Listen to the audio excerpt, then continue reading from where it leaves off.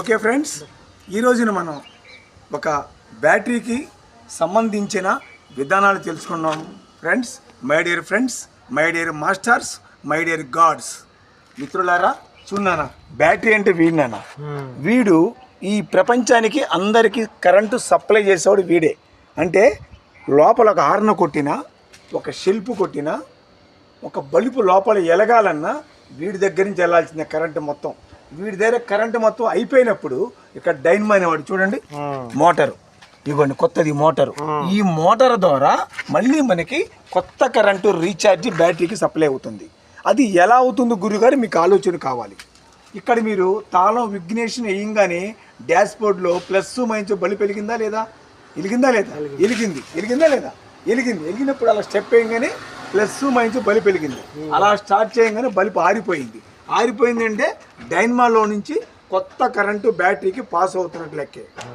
మళ్ళీ ఇంకోసారి చెప్తున్నాను, స్టెప్ వేస్తే ప్లస్ మైనస్ బల్బు వెలిగింది, స్టార్ట్ చేస్తే బల్బు ఆరిపోయిందంటే డైనమాలో నుంచి కొత్త కరెంటు బ్యాటరీకి పాస్ అవుతున్నట్టు లెక్కే.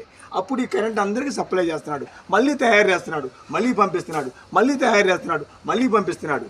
ఇది ఎలా పంపిస్తుంది గురుగారు మనకి ఎలా తెలుసుకోవడానికి? ఒక ఇగ్నిషన్ స్టెప్ అలా వేయంగానే స్టార్ట్ చేస్తే ఆరిపోయింది, సప్లై అవుతున్నట్టు లెక్క. అది అలాగే వెళుతూనే ఉందనుకోండి, బండి వెళ్తున్నా సరే సప్లై కానట్టు లెక్క.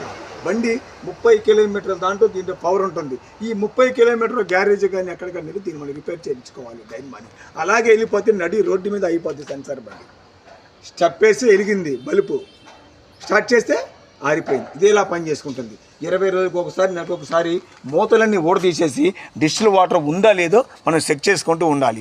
డిస్టిల్ వాటర్ లేదు, బంకుల్లో దొరుకుతుంది, అక్కడ లేవు బంకులు. అప్పుడు తాగే నీరు కాగబెట్టి చల్లార్చి బ్యాటరీలో పోసుకోవచ్చు. ఇలా పోసుకుంటే బ్యాటరీకి లైఫ్ ఎక్కువ పెరుగుతుంది అనమాట.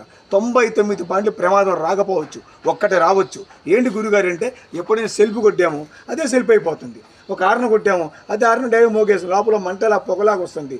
కారు వదిలిపెట్టి వెళ్ళిపోకుండా బానెట్ లేపి ప్లస్ కానీ మైనస్ కానీ ఒక వైరు తప్పించేసుకుంటే ఆ ప్రాబ్లం మీకు అయిపోతుంది. ఎలాంటి పరిస్థితులు రావచ్చు, రాకపోవచ్చు. Okay, thank you.